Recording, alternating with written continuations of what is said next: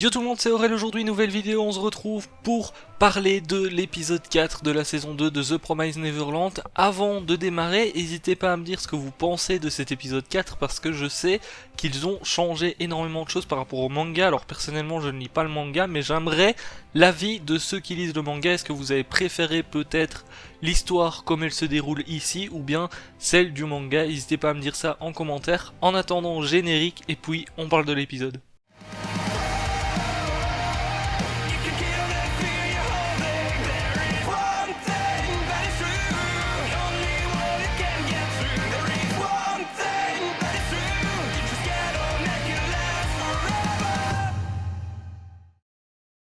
Alors je dois avouer que personnellement l'épisode j'ai bien apprécié. Je sais pas encore, j'ai pas regardé ce que pensent les gens parce que souvent je regarde sur Twitter un petit peu et l'avis global des gens en commentaire de l'épisode, etc. Et je dois avouer que là je sais pas trop comment les gens l'ont pris parce que je sais que certains avaient déjà des a priori dans le sens où là on part sur une histoire qui est apparemment différente du manga. Alors peut-être qu'à la fin on va rejoindre l'histoire du manga, ça reste à voir, c'est peut-être juste maintenant que ça change, mais c'est vrai que quand t'as lu le manga, tu peux être un petit peu en mode oui, pourquoi est-ce qu'ils font ça? Moi j'avais kiffé comment ça s'est développé dans le manga. Alors c'est pour ça que j'ai demandé votre avis en début de vidéo. Personnellement, je lis pas le manga et pour le coup, j'ai trouvé l'épisode plutôt sympa. Je sais que le dernier avait déjà un petit peu déçu par rapport à ce qui se passe dans l'abri parce que bon, il devait se passer autre chose si j'ai bien compris le délire. Je vais pas en dire plus pour ceux qui comptent lire peut-être le manga plus tard. Mais c'est vrai que cet épisode 4, perso, j'ai trouvé ça plutôt très sympa. Alors on a au début, bon, toujours les petits moments dans l'abri, tout le monde s'entraîne un petit peu à survivre, ils vivent un petit peu tout en cherchant des informations, et ils sont tombés sur le téléphone où on a appris que Minerva, eh bien c'était effectivement un humain. Ça c'était une question que je me posais, parce que pour moi Minerva ça pouvait être jusqu'ici peut-être un démon, sauf que non, c'est confirmé, c'est un humain. Alors, en tout cas c'est ce qu'il dit, d'ailleurs il s'appelle le James... c'est quoi déjà son nom de famille? Je sais plus, mais c'est James quelque chose, et il donne aussi une autre information, c'est que apparemment, effectivement, l'histoire de Sanju serait à peu près bonne. Je rappelle que Sanju, c'est le démon qui avait raconté à Rei que le monde était en soi scindé en deux, il y avait le côté humain, le côté démon, etc. Et d'après les paroles de Minerva, en fait, on peut deviner qu'effectivement Sanju n'a pas menti dans le sens où Minerva mentionne bien le fait de rejoindre le côté humain.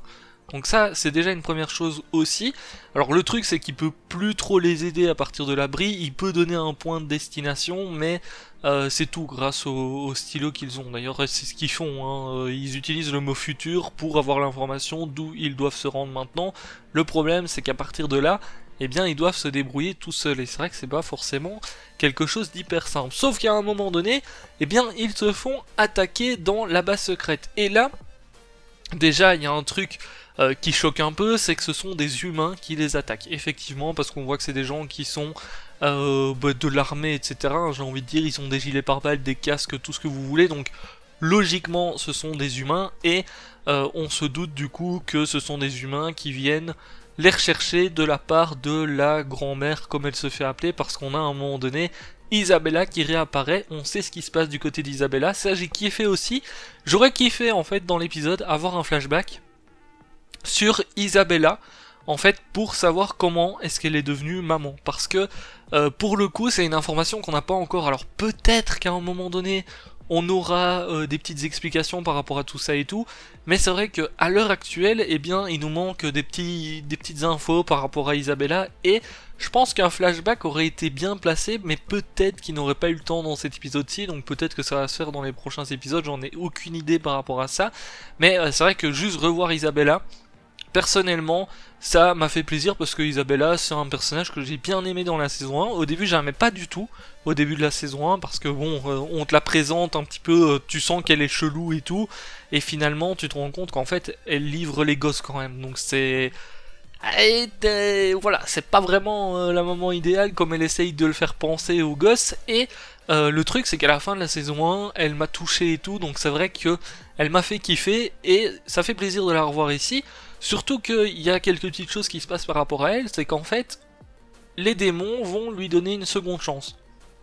C'est-à-dire que l'attaque de l'armée, n'a pas fonctionné, donc les démons proposent tout simplement à Isabella de capturer les gosses, et en échange, eh bien, alors, en échange, en soi, il la libère dans le sens où elle n'aura plus rien à faire avec Gracefield, et aussi, apparemment, elle a une bombe à côté du cœur. Alors ça, je dois avouer que je ne sais pas, enfin, je ne sais plus si effectivement on avait eu l'information. C'est possible qu'on ait eu l'information dans la saison 1, mais je dois avouer que la saison 1 date d'il y a 2 ans, et quand il y a une petite info qui est lâchée comme ça, je suis jamais sûr non plus du truc, mais c'est possible. Et du coup, eh bien, elle accepte un petit peu le marché. Alors, au départ, en fait, quand elle accepte le marché d'aller chercher les gosses, de les capturer et tout, parce qu'elle dit oui, j'en suis capable, je peux le faire et tout, je me dis, est-ce que, en passant, elle va pas plutôt les sauver, en fait, et les aider, parce qu'elle peut très bien les retrouver.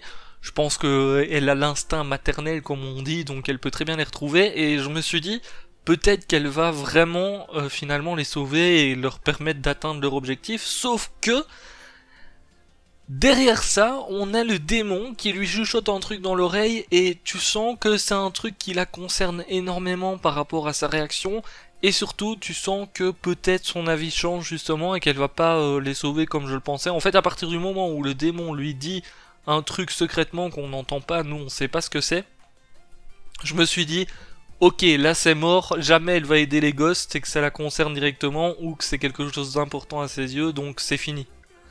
Et du coup, bah, je me suis dit, en fait, peut-être qu'Isabella, en plus de tout ce qu'il raconte, comme quoi il a une bombe et tout, peut-être qu'Isabella, elle a justement un vrai gosse à elle, qui est son gosse par les liens du sang, tout ce que vous voulez, et que son gosse aussi est dans une ferme ou quelque chose comme ça. C'est possible, hein, après tout, c'est possible qu'il y ait quelque chose comme ça, et je pense que Isabella, en fait, a plus de raisons de ne pas sauver Emma et les autres, mais de les livrer, que de potentiellement les aider. Je pense qu'il doit y avoir quelque chose comme ça en tout cas. Un autre truc aussi que j'ai oublié de parler par rapport aux soldats qui ont attaqué l'abri où était Emma et tout, c'est que on a un soldat à un moment donné qui, quand ils sont en train de s'enfuir, qu'ils sont dans la grotte et tout, on a un soldat qui leur dit on est au courant de comment sont les abris. En fait, enfin, il le dit pas comme ça, mais Emma dit oh vous êtes au courant qu'il y a 2 sorties ou quelque chose comme ça, et t'as le soldat qui dit oui on sait la composition des abris en soi.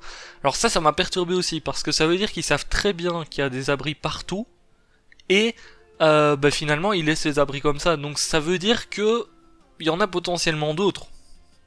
En fait, et c'est ça qui m'a perturbé, parce que Minerva, dans son histoire, bah, t'as l'impression qu'en fait il y a qu'un abri, parce qu'il dit ok vous êtes arrivé à l'abri, à partir de là je peux plus vous aider.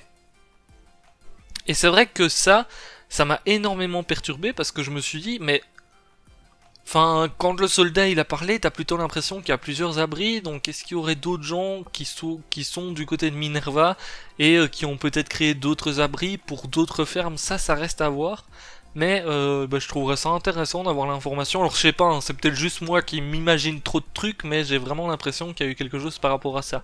En tout cas, je vais vous laisser là pour cet épisode. N'hésitez pas à me dire ce que vous en pensez en commentaire. Est-ce que bah, donnez votre avis en tant que peut-être lecteur du manga, et simplement bah, pour ceux qui regardent que l'anime comme moi, n'hésitez pas à me dire un petit peu ce que vous en pensez. N'hésitez pas aussi à donner vos théories, parce que c'est vrai que vu que là on rentre dans un truc qui est vraiment autre que le manga et tout, peut-être que même des gens qui lisent le manga peuvent avoir des théories, et ça c'est plutôt intéressant. Je dois avouer que quand je fais des reviews et que derrière personne n'est au courant de ce qui se passe, bah, je trouve ça intéressant, parce que peut-être que des gens vont avoir d'autres avis ou d'autres hypothèses derrière, donc n'hésitez pas en commentaire. Sur ce, je vous laisse là, ciao, ciao.